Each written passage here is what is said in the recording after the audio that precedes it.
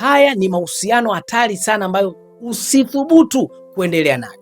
Sasa nisikize kwa makini. Kama wewe upo ni miongoni mwa watu ambao wapo katika mahusiano ya namna hii ama wanahusiana na mahusiano ya namna hii, nisikilize vizuri na uchukue hatua haraka sana. Usikubali kuendelea na mahusiano ya namna hii kama unajipenda, kwa sababu mwisho wa mahusiano ya namna hii ni mbaya sana.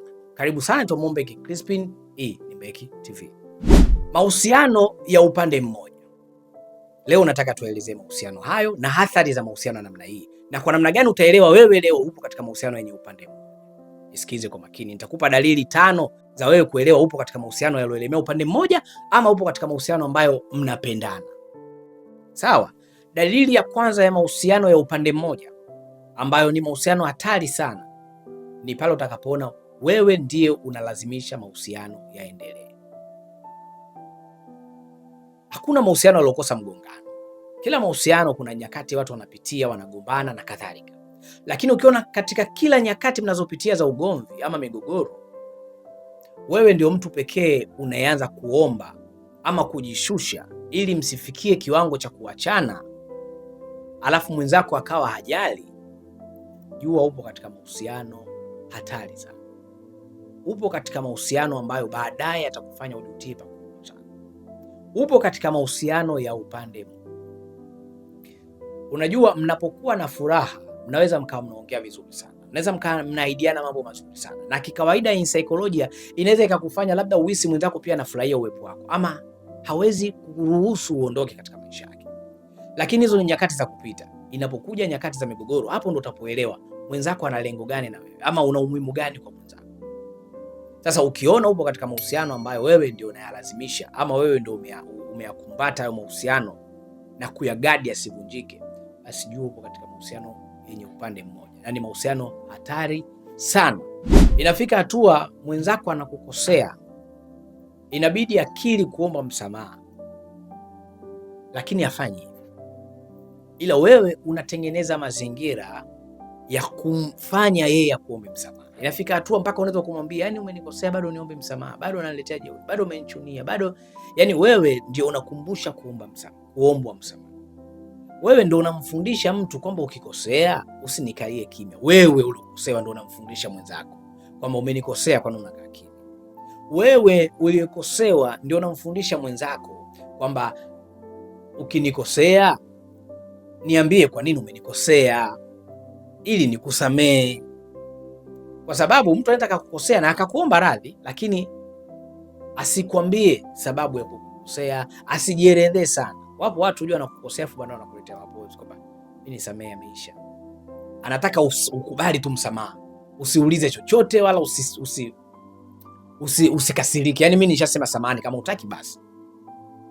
Wapo watu wanaokosea wanaomba msamaha kwa namna hiyo. Kwa hiyo ukijiona upo katika mahusiano ambayo wewe ndio unalazimisha asivunjike kwa namna ya kwamba umekosewa wewe, baada uombwe msamaha, inafika hatua wewe ndio unaomba msamaha mahusiano yasivunjike.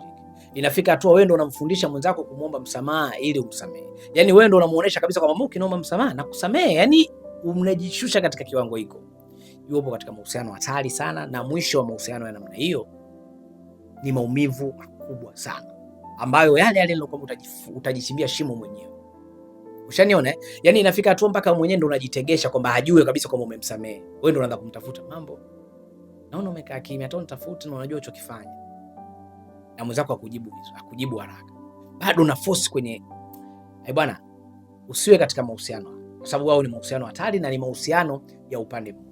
Dalili ya pili, upo katika mahusiano ya upande mmoja ama mahusiano yaliyokuelemea, ni wewe tu ndio unaanzaga mawasiliano. Wewe ndio utamtafuta wewe mwanaume ama wewe mwanamke, sio yeye. Yaani always wewe ndio unaanzaga kumtext ama kumpigia. Yaani tuseme kwa mfano leo hii ukiamua useme umpigie, ni guarantee, niambie, yeye anaweza kukutafuta labda usiku kwambia good night. Na unaona wakati mwingine kutumiana message sio big deal, sio jambo kubwa, lakini mnaongea nini? Wakati mwingine wewe unajitahidi kutuma message zenye mapana ya kukaribisha mazungumzo, ni mpige story, afu mwenzako anakujibu message za kukatisha story. Mambo, umeshindaje, imekuaje? Afu leo vipi? Hivi jana unampigisha story ile naye aongee kidogo, lakini anakwambia vipi fresh, poa, baadaye basi anakuaga haraka. Kwa hiyo ukiona wewe ndio unajitumisha sana message, yani wewe ndio mtu wa kwanza kuanza kumtafuta, wewe ndio mtu wa kwanza kuanza kumpigia na sio yeye, upo katika mahusiano yaliyoelemea upande mmoja, upo katika mahusiano hatari sana. Lakini pia hata kama yeye anaweza kukutafuta, hata kutafuta kwa kuanzisha mazungumzo, bali anaweza kukuambia tu mambo, mshindaje, poa bwana, nakutakia siku njema, inaisha hivyo. Sio mtu wa kukutafuta kufungua mazungumzo. Na hata pale unapojaribu kumtafuta kufungua mazungumzo, yeye atakukwepa ili kusiwe na mazungumzo. Ukiona upo katika mahusiano na namna hiyo, jua hiyo ni dalili upo katika mahusiano yaliyoelemea upande mmoja, ama upo katika mahusiano ya upande mmoja, na hayo ni mahusiano hatari sana. Dalili ya tatu ni wewe ndio unalazimisha kuonana naye ama kumuona. Ukiona wewe ndio unalazimisha sana kuonana na mwenzako kwenye nyakati zote, of course najua mna muda mrefu katika mahusiano, hata miezi 2, miezi 3, lakini hebu jaribu kutafuta kumbukumbu. Ni nani uwaga anatakaga muonane? Ni wewe ama yeye? Kama ni wewe ndiye ambaye unatakaga sana ama unaombaga sana muweze kuwa mnaonana, na wakati mwingine mwenzako anakuwa yuko busy, ama sometimes hawi busy, unapotaka kuonana naye anakuja, lakini ni wewe ndio unaanzaga kila siku kutaka kuonana naye, basi hiyo ni dalili moja wapo upo katika mahusiano yaliyoelemea upande mmoja, na ni mahusiano hatari sana. Kwa sababu what if wewe ukichoka, ina maana yeye hatuhitaji kuonana na wewe. Lakini achana na wewe ukichoka, jiulize tu, ina maana yeye hana uhitaji wa kukuona? Na kama hana uhitaji wa kukuona, hebu kuwa mwazo wa nafsi yako, kweli anakupenda? Kwa hiyo hiyo ni dalili nyingine. Kama ukiona wewe ndio unalazimisha kuonana na mwenzako na mwenzako hana muda huo, jua upo katika mahusiano yaliyoelemea upande mmoja, na ni mahusiano hatari sana. Dalili ya 4 inayoashiria upo katika mahusiano yaliyoelemea upande mmoja ni wewe kuomba tendo la ndoa. Tena kwa mwanamke hii ndio dalili mbaya sana. Mwanamke ikifika hatua unaomba tendo la ndoa, yani unamwomba mwanaume mfanye mapenzi, umekwisha. Always wanaume ndio wenye hamu ya kufanya hivi tendo, japokuwa wanawake pia wana hamu, lakini inakadiriwa kwamba mwanaume anasikia hamu ya tendo kila siku. Kama anasikia hamu ya tendo kila siku, kuna miezi 3 hajawahi kukuomba wewe, anamuomba nani? Lakini kama anasikia hamu ya tendo la ndoa kila siku, kwa nini yeye asikuombe ama asitengeneze mazingira ya mkashiriki hilo tendo? Inafika hatua wewe unaamua kumwambia naam, na wewe nimekumisi. Wewe mwanamke ndio unatoa hayo maneno. Jua hiyo ni dalili mojawapo kubwa sana upo katika mapenzi ama mahusiano yaliyoelemea upande mmoja, na ni mahusiano hatari sana, kwa sababu utaendelea kutumia nguvu ambazo utaendelea kujishusha, na yeye ataendelea kukudharau, na katika namna ya kuona wewe ndio mwenye shida ya mahusiano kuliko yeye. Dalili ya 5 na ya mwisho kwamba hupo katika mahusiano yaliyoelemea upande mmoja ni wewe kuwa unayawaza sana hayo mahusiano, unawaza sana kuhusiana na baadaye yenu, future yenu, maendeleo yenu, unamshirikisha mwenzako kwenye kila nyenzo, lakini yeye hana muda wa kufikiria future yenu, hana muda wa kukushirikisha katika mambo yake, hana muda wa kuyafikiria mahusiano yenu kwa upana. Na sometimes unapojaribu kutaka kukaa naye chini kuyazungumza mahusiano yenu kwa upana, yeye atakukwepa, hatohitaji kuzungumza naye kwa upana.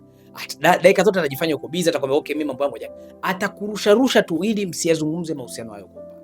Ukiona upo katika mahusiano ya namna hiyo, hayo ni mahusiano yenye dalili ya yameelemea upande mmoja. Sasa kwa nini mwanzo nilikwambia kwamba umejichimbia shimo mwenyewe? Kwa nini? Kwa sababu mahusiano yanahusiana na watu wawili. Sasa ukiwa katika mahusiano haya yanahusiana na mtu mmoja, manake ni wewe utatengeneza mazingira ya kujiumiza, kwa sababu imagination, utajiamini upo na mtu anayekupenda, lakini kumbe ni reflections, ni kwamba unajipenda tu mwenyewe kwa kujidanganya ndio yeye anayekupenda, kwa sababu wewe ndio unaomba kuonana naye, wewe ndio unampigia simu kila siku, wewe ndio unaomba mahusiano asife. Sasa hapo upendo gani unaomaanisha yeye anakupenda? Maana yake wewe ndio unajipenda, utaki yule hakuache. Kwa hiyo maana yake ni nini? Siku atakayokuja kukuacha ama siku utakokuja kujua ukweli kwamba hakuwahi kukupenda, utaumia vibaya sana, kwa sababu katika mahusiano yao ulitumia sana nguvu, katika mahusiano yao ulitumia sana muda, katika mahusiano yao ulitumia nyenzo, pengine fedha na kadhalika, katika mahusiano yao ulisacrifice, ulipoteza vitu vingi sana ili uendelee kubaki naye. Then mwisho wa siku unakuja kuona zile nguvu zako zote, jitihada zako zote zimekwenda bure, na maana maumivu yake yatakuwa makubwa sana. Kwa hiyo nakwambia leo, ukijiona upo katika mahusiano yenye dalili hizi, jua hayo mahusiano yameelemea upande mmoja, na usikubalie kubakia katika mahusiano. Kama mnaweza mkakaa chini haraka na kuyazungumza na kuangalia kwa namna gani mnaweza mkabalance na mkawa katika namna moja sawa, kwenye lengo sawa, basi endelea na mahusiano. Lakini kama bado utaona unaendelea kuwa ni wewe tu unalazimisha mahusiano, na kuomba uchukue hatua ya kuyaacha mahusiano mara moja. Sasa habari njema, nimeanzisha program nzuri sana ya madarasa online. Namba zangu hizo hapo zinazopita hapo, nitafute kwa WhatsApp. Nimeandaa utaratibu mzuri sana wa madarasa, kuwashauri watu, kuwafundisha watu namna gani ama kuongezea tu maarifa, namna ya kuboresha mahusiano yao, kuboresha ndoa zao, namna ya kujifunza vitu vipya vitakaweza kuwafurahisha wenzao katika mahusiano na kuboresha mahusiano yao. Nitafute kwa madarasa niweze kukushauri, niweze kukufundisha yale yote unayotamani kuyajua private, basi nitafute. Lakini pia naweza nikawa naongea mambo ambayo pengine hayakuhusu wewe, lakini una jambo lako unatamani kuniambia na tuweze kudiscuss pamoja, nitafute private, tutaongea. Kuna utaratibu mzuri na kuna muda mzuri nimeupanga nje na haya masomo ya umma ama ya ujumla ninayotoa kwa watu wengine. Ulikuwa na mimi Mombeki Crispin mwanzo mpaka tunapoelekea kwenda mwisho. Nikuage tu kwa sasa, bye bye.